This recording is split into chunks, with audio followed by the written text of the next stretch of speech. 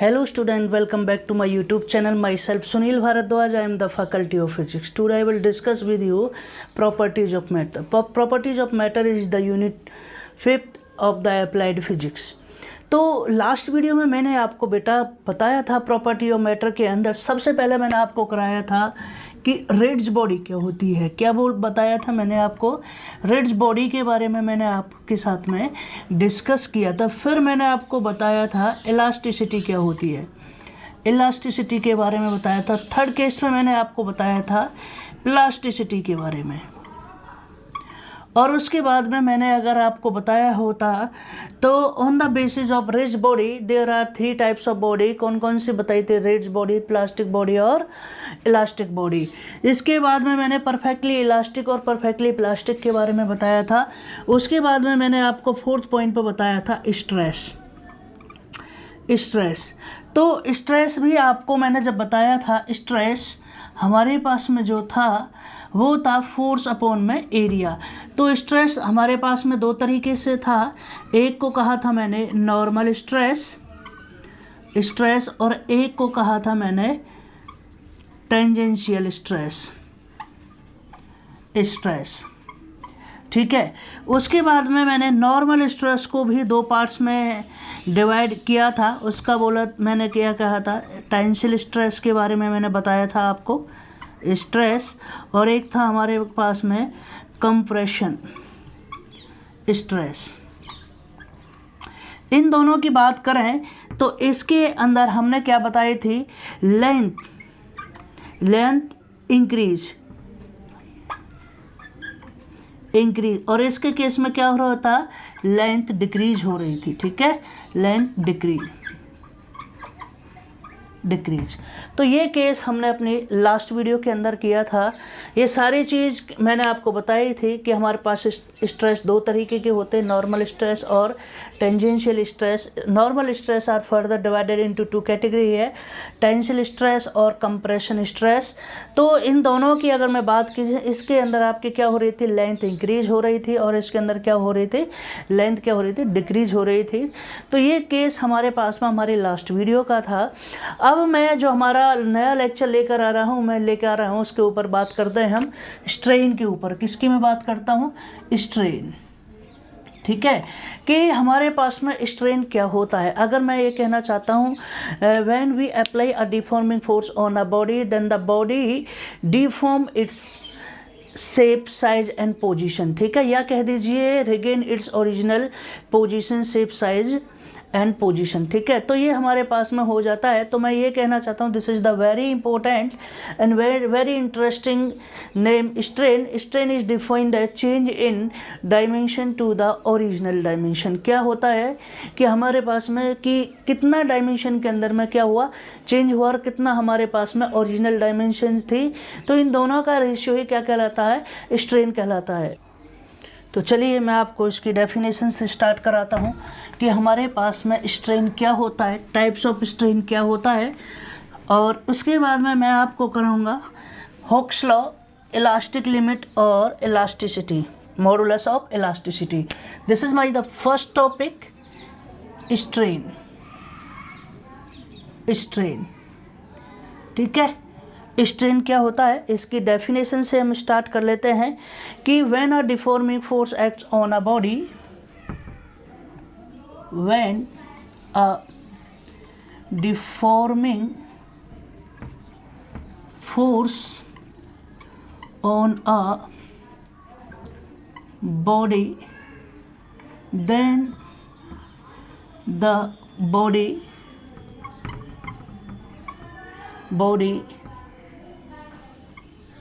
undergoes a change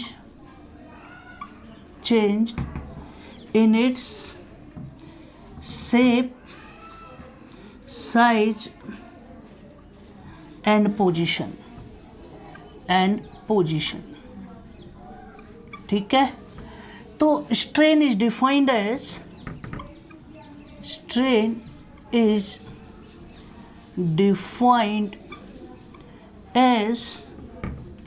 as the change in dimension change in dimension to the original dimension.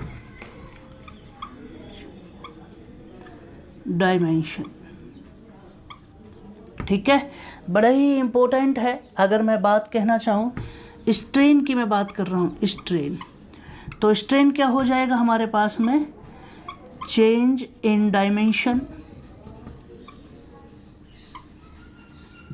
Upon में क्या रहेगा, original dimension, original dimension. ठीक है, ये हमारे पास में केस है, ये याद रख लेना। दिस इज, इसको हमने एक ब्रैकेट के अंदर क्या कर दिया है, बंद कर दिया है। This is the formula, strain is equal to change in dimension upon में ओरिजिनल डायमेंशन। तो ये कह देना चाहिए, अगर मैं ये कहना चाहूँ तो strain is the ratio of, strain is the ratio of two physical quantity, physical quantities. ठीक है, तो ये क्या चीज़ है, strain is the ratio of two physical quantities, it is just like a number. ये केवल क्या चीज़ है, एक नंबर है, number. So it has no unit and dimensional formula, dimensional formula,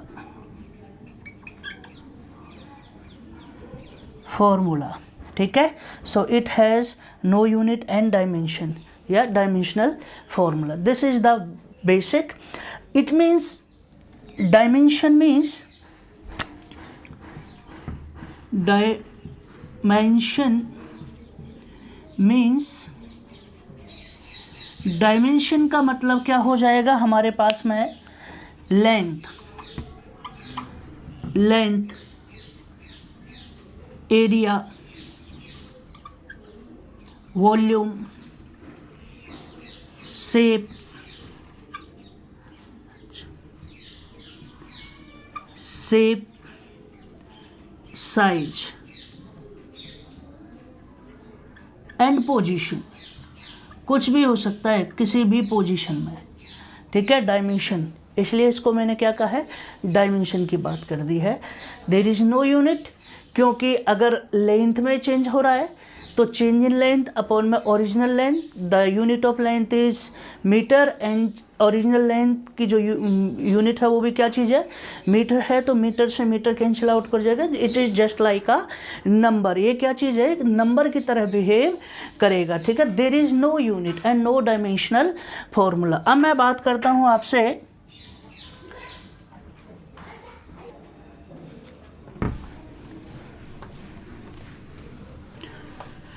तो ये था हमारे पास में स्ट्रेन की मैं बात कर रहा हूँ। ये क्या चीज़ है, ये डायमेंशनलेस है, जस्ट लाइक अ नंबर की तरह बिहेव करेगा। ठीक है, ये क्वेश्चन भी आ सकता है, what is the unit of strain. ठीक है, तो आपको पता होना चाहिए कि इसकी यूनिट क्या है। तो कुछ भी दे सकता है, डायमेंशनलेस दे सकता है, नो यूनिट दे सकता है, या मीटर, न्यूटन पर मीटर दे सकता है। तो ये सारी चीज़ आपको पता होना चाहिए। मैं बात कर रहा हूँ अब आपसे स्ट्रेन की, मैं बात कर रहा हूँ, किसकी मैं बात करता हूँ, strain, strain, this is the strain. हमारे पास में अगर मैं बात करूँ टाइप्स ऑफ स्ट्रेन, तो there are 3 types of strain.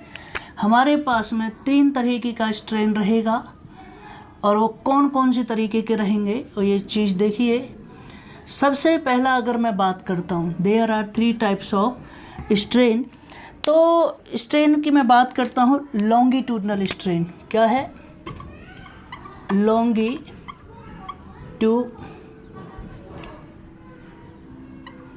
Longitudinal strain,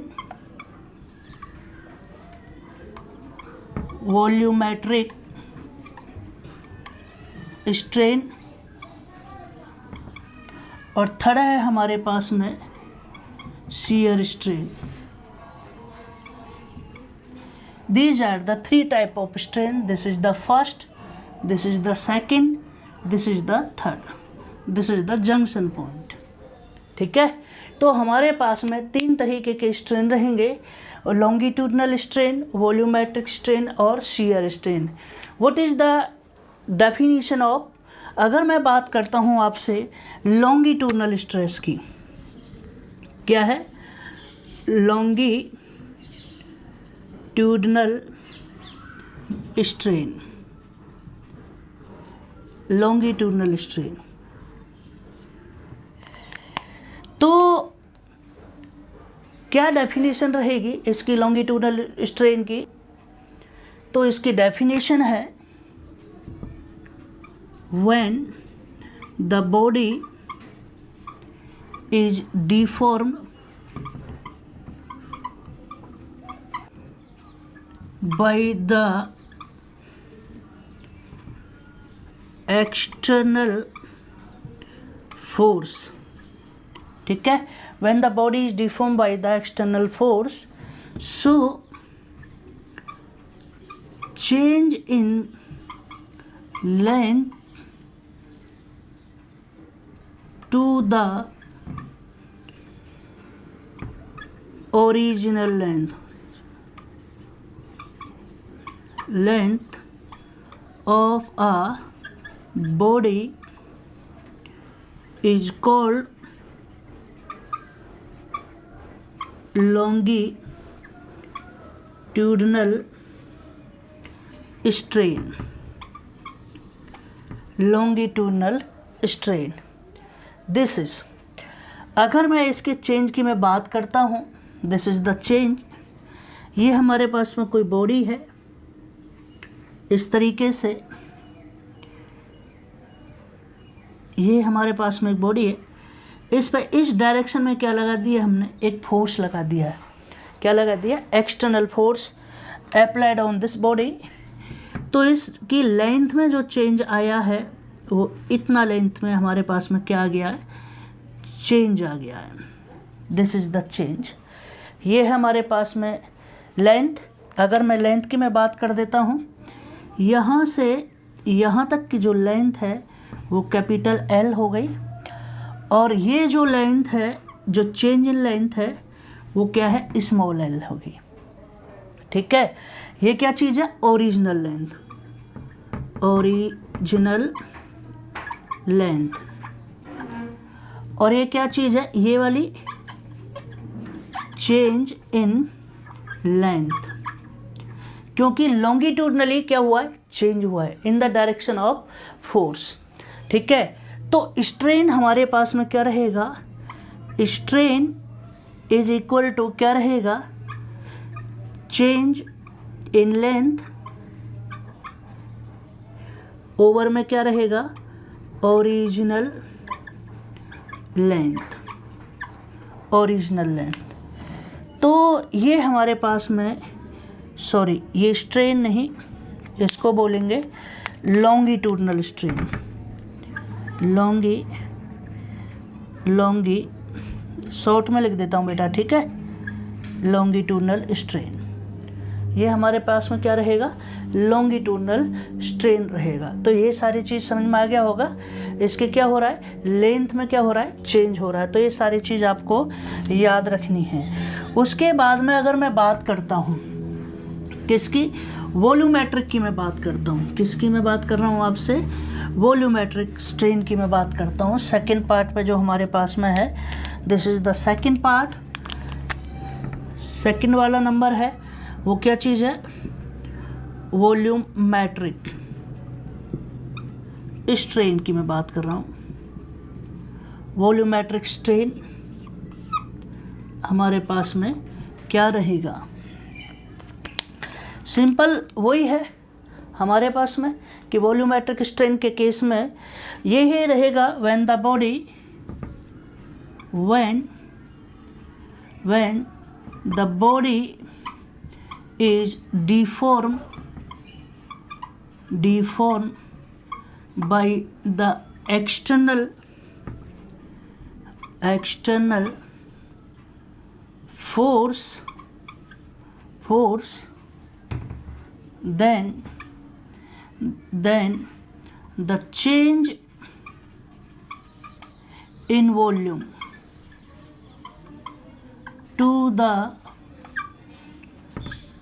original volume of the body. ठीक है, तो बॉडी के अंदर हमारे पास में क्या रहेगा, चेंज आएगा। अब देखिए ये हमारे पास में इस तरीके से कोई क्या चीज़ थी, एक बॉडी थी, क्या थी हमारे पास में, ये बॉडी थी। इस पे इस डायरेक्शन में, इस डायरेक्शन से और इस डायरेक्शन से आपने क्या कर दिया, फोर्स अप्लाइड कर दिया। समझ में आ गया होगा। जब सभी तरफ से इस पर फोर्स अप्लाई हो रहा है तो बॉडी क्या हो रही है, कंप्रेस्ड हो रही है। क्या हो रही है, कंप्रेस्ड हो रही है। तो ये बॉडी कंप्रेस होकर के इस तरीके की ये बॉडी बन जाएगी। क्या बन जाएगी, इस तरीके की ये बॉडी हमारे पास में आ जाएगी। तो इसका मतलब क्या है, ये क्या थी हमारे पास में, ओरिजिनल वॉल्यूम। इसको मैंने क्या कह दिया था, V कह दिया था। ठीक है, और ये हमारे पास में क्या रहेगा, इसको कहते हैं change in volume, delta V। तो इतना वॉल्यूम हमारे पास में क्या हो गया, चेंज हो गया। तो वॉल्यूमेट्रिक स्ट्रेन की मैं बात करता हूँ। वॉल्यूमेट्रिक स्ट्रेन हमारे पास में क्या रहेगा, चेंज इन वॉल्यूम ओवर में क्या रहेगा, ओरिजिनल वॉल्यूम। इसका मतलब वॉल्यूमेट्रिक स्ट्रेन हमारे पास में डेल्टा V अपॉन में कैपिटल V क्या रहेगा, डेल्टा V ओवर में कैपिटल V। ये हमारे पास में क्या रहेगा, केस रहेगा, डेल्टा V ओवर में कैपिटल V। तो यहाँ तक आपने देख लिया, ये चेंज हो रहा था हमारे पास में इस तरीके से। जब ये हमारे पास में ओरिजिनल वॉल्यूम था तो ये कंप्रेस हुआ था। तो ये सारी चीज़ आपने इस तरीके से देख ली है। अब नेक्स्ट है हमारे पास में थर्ड केस आ जाता है आपका। समझ में आ रहा है ना। सभी हमारे चैनल को सब्सक्राइब करें और साथ ही बेल आइकन को प्रेस करें, जिससे हमारे द्वारा बनाई गई ही सभी वीडियो की नोटिफिकेशन आप तक पहुंच सके। और अपने दोस्तों में भी हमारी वीडियो को क्या करें, शेयर करें। थर्ड पॉइंट है हमारे पास में शियर स्ट्रेन। क्या चीज़ है हमारे पास में, shear strain. Shear strain is defined as the angle through which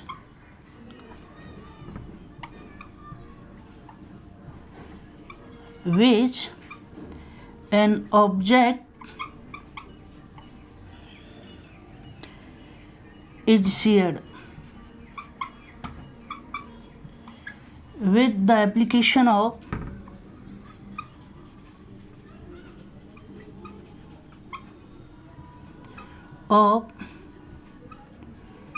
tangential stress. This is the definition। ठीक है, ये कहता है angle through which an object is sheared. जैसे ही कोई ऑब्जेक्ट शेयर्ड करेगा, मतलब which is move to parallel direction. ठीक है, पैरेलल टू द सरफेस, तो उसको क्या कहेंगे, टेंजेंशियल स्ट्रेस भी कह देते हैं, या हम कह देते हैं शियर स्ट्रेन। तो हमारे पास में देखिए, ये कोई बॉडी है हमारे पास में, this is a body, then the lower part of this body is fixed surface. ये क्या हो गया, फिक्स सरफेस हो गया। और इस डायरेक्शन में आपने ये देख रहा होगा रेड से मैंने इसको क्या कर दिया है, मूव कर दिया है। इस डायरेक्शन में हमने क्या लगा दिया, अप्लाइड फोर्स लगा दिया। क्या लगा दिया, this surface is fix, then the force is applied parallel to the fix surface. तो बॉडी हमारे पास में इज डिफॉर्म, तो बॉडी हमारे पास में इस तरीके से क्या हो जाएगी, डिफॉर्म हो जाएगी। भाई ये इस तरीके से क्या हो जाएगी, बॉडी डिफॉर्म हो जाएगी। और जो बॉडी आएगी वो इस तरीके से हमारे पास में आएगी। दिस इज द एंगल क्या हो जाएगा हमारे पास में, theta. This is the angle theta. Let us consider the length of this side is L and this is the displacement of the body aches. तो ये भी क्या रहेगा, एक्स रहेगा, और ये लेंथ क्या रहेगी हमारे पास में, एल रहेगी। ठीक है। अगर बॉडी की आप नेमिंग करना चाहते हो तो नेमिंग आप कर सकते हो A B C D. This is a body. आप इसको बिल्कुल क्लियर समझ गए होंगे। This part the lower part of this body is fix, then we apply a force on this body in the parallel direction. यह ठीक है, ये आ गया parallel to the normal surface. तो इस डायरेक्शन में हम इसको क्या करेंगे, फोर्स करेंगे। जैसे ही फोर्स करेंगे तो बॉडी क्या रहेगी, कोई भी बॉडी हमारे पास में इस तरीके से थी, इस पर इस डायरेक्शन में फोर्स अगर मैं अप्लाई कर रहा हूँ तो ये बॉडी इस तरीके से हो जाएगी फिक्स सरफेस के साथ में। तो अगर मैं इसकी मैं बात करता हूँ, अगर मैं इसकी चेंज की मैं बात करता हूँ तो नाउ इन ट्रायंगल, अगर ट्रायंगल की मैं बात कर देता हूँ तो मैं ये बात करना चाहता हूँ आपसे डी ए, और ये हमारे पास में क्या जाएगा, ए डैश, और ये आ जाएगा बी डैश। ठीक है। तो डी ए डैश। तो इसमें अगर मैं बात करता हूँ this is the tan theta, तो tan थीटा हमारे पास में क्या रहेगा, ये दिख नहीं रहा ना, इससे लिखते हैं this is the tan theta. tan theta is हमारे पास this is the perpendicular, it means A dash upon में ए डी। तो A dash means X upon में एल। तो now theta is very small, so tan theta is sum equivalent to theta। तो हमारे पास में theta is equal to x upon में L, ये आ जाएगा। तो हमारे पास में शियर स्ट्रेन किसके बराबर आ जाएगा, एक्स अपॉन में L. This is the equation. ये हमारे पास में इस तरीके से ये इक्वेशन आ जाती है। तो इसको एक बार देख लीजिए। ये कहता है shear strain is defined as the angle through which, angle हमारे पास में है थीटा इज एंगल बिटवीन किस के बीच में हमारे पास में एल एंड एक्स। ठीक है।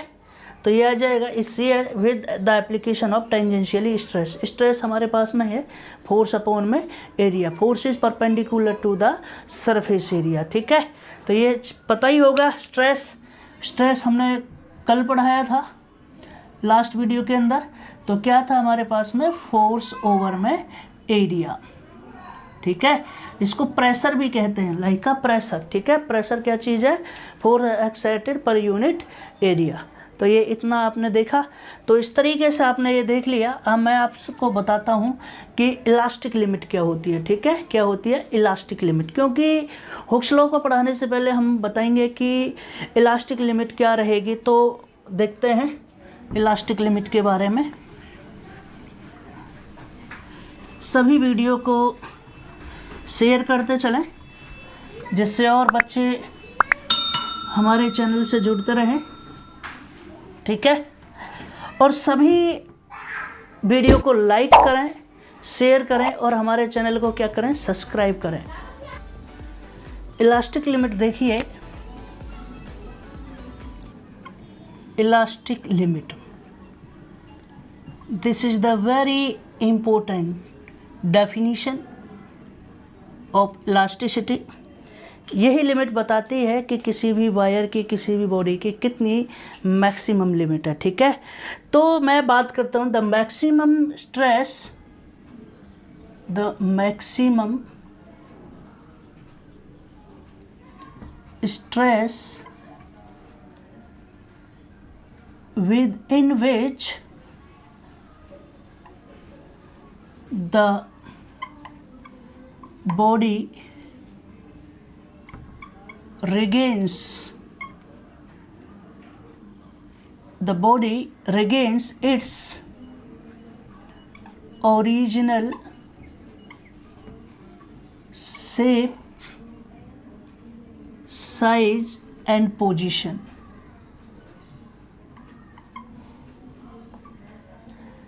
After removal of deforming force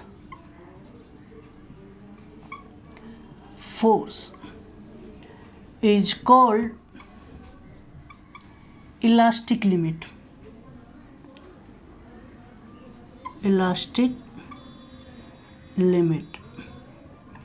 of the body. आ गया बिल्कुल समझे। This is the maximum stress. वो कितना मैक्सिमम स्ट्रेस रहेगा कि कितना हमारे पास में प्रेशर रहेगा किसी भी बॉडी के ऊपर with in which the body regain its original shape, size and position after removal of deforming force. ठीक है, अगर इस इलास्टिक लिमिट से ज़्यादा किसी भी बॉडी पर क्या लगा दिया हमने, फोर्स अप्लाई कर दिया या प्रेशर अप्लाई कर दिया, तो बॉडी क्या हो जाएगी, हमारे पास में ब्रेक हो जाएगी। ठीक है ना। हम वो मैक्सिमम स्ट्रेस निकालते हैं कि जिससे हमें पता चल जाए भाई इतनी ज़्यादा, जैसे आपने बहुत सारे डेली लाइफ के अंदर आपने देखा होगा जो क्रेन होती हैं उनके अंदर एक वायर होता है। What is the elastic limit of the wire, कि मैक्सिमम स्ट्रेस, वो कितना मैक्सिमम स्ट्रेस आपका गेन कर सकती है कि मान लीजिए 1000 आपका केजी हो गया या 2000 केजी हो गया, इस तरीके से आप कह सकते हैं मैक्सिमम कितना रहेगा। ठीक है, तो ये हमारे पास में इसको क्या कहेंगे, हम इसको कहेंगे इलास्टिक लिमिट। ठीक है, इलास्टिक क्या देखा जाता है, मैक्सिमम स्ट्रेस देखा जाता है with in which the body regain its original, कि कितना मैक्सिमम रहेगा अगर उसको हटाने के बाद में बॉडी किस में अपनी ओरिजिनल पोजीशन के अंदर आ जाए।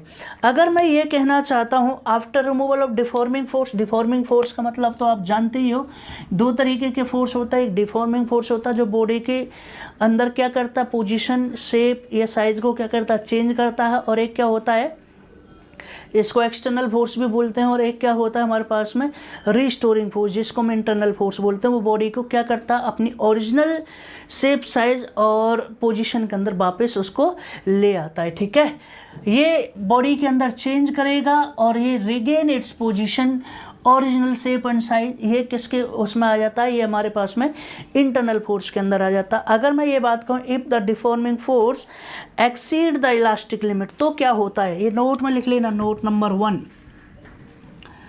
क्या होगा, if the deforming force, if the deforming force exceeds the elastic limit क्या हो जाता है, अगर ये the body acquires a permanent set, then the body acquires a permanent set, क्या कहते हैं इसको, परमानेंट सेट्स। ठीक है, और क्या कहते हैं, और डिफॉर्मेशन, क्या कहते हैं इसको, डिफॉर्मेशन, और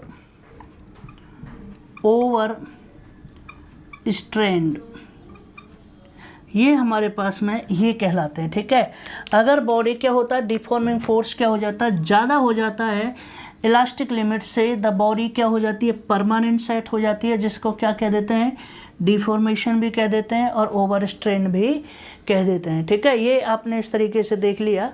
अब मैं बात करता हूँ आपसे हुक्स लॉ की, तो मैं बात कर रहा हूँ अब आपसे हुक्स लॉ की मैं बात कर रहा हूँ। हुक्स लॉ बड़ा ही इम्पोर्टेंट है।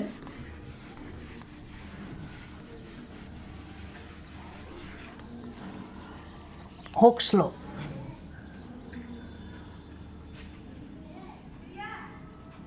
हुक्स लॉ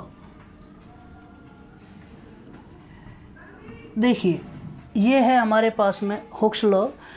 हुक्स लॉ की अगर मैं स्टेटमेंट की मैं बात करता हूँ तो हुक्स लॉ ने क्या कहा था, extension produce in a wire is directly proportional to applied force.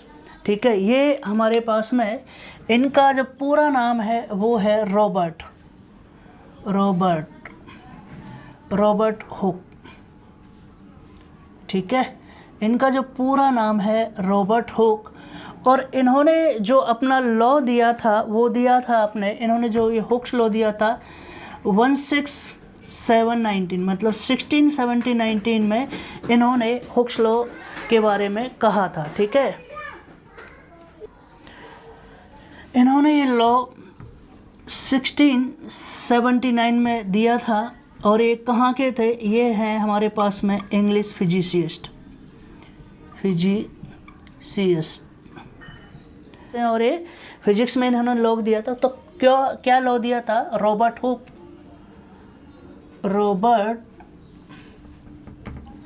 Hook state that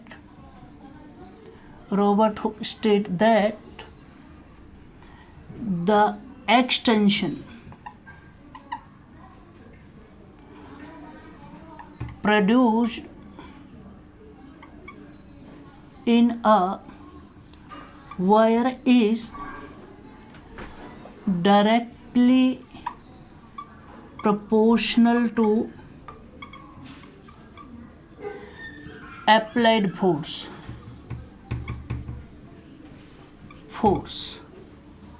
on a body। तो इन्होंने क्या कहा था, इन्होंने कह दिया था एक्सटेंशन प्रोड्यूस डायरेक्टली है हमारे पास में किसके, अप्लाइड फोर्स के। ये हमारा रॉबर्ट हुक्स ने कहा था। उसके बाद में एक और साइंटिस्ट हुए थे जिन्होंने in 1807 Thomson young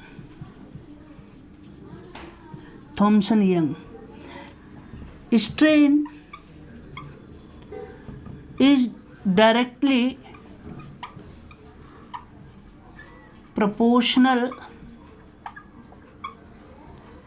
to the extension produced in a wire। तो strain is directly proportional to extension produced in a wire and stress is directly proportional to the applied force। और इसको क्या कह सकते हैं, और load applied on a body। तो actual definition of Hooke's law तो हमारे पास में रहेगी, with in the elastic limit stress is directly proportional to the load applied on a body। This is the statement। और अगर इसको देखा जाए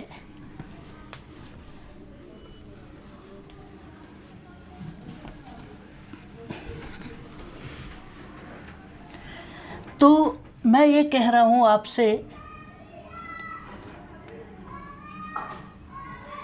within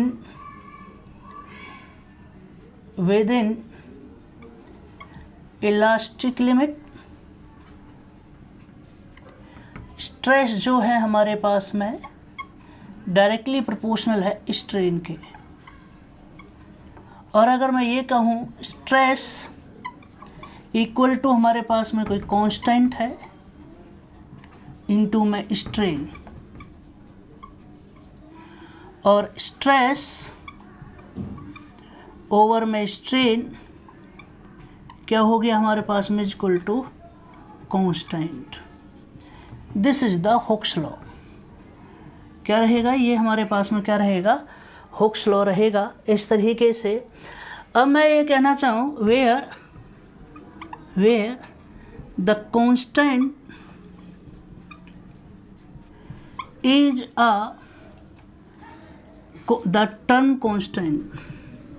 the term constant is a proportionality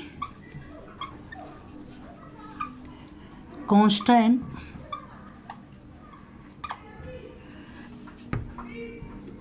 which is also known as इसको क्या कहते हैं, modulus of elasticity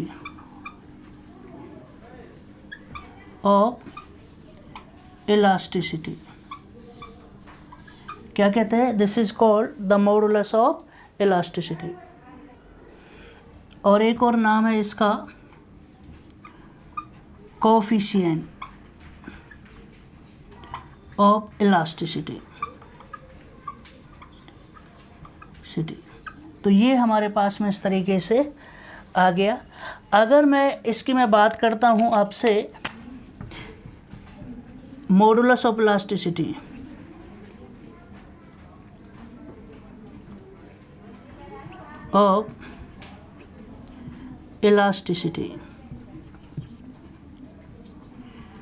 तो क्या रहेगी हमारे पास में मॉडुलस ऑफ इलास्टिसिटी।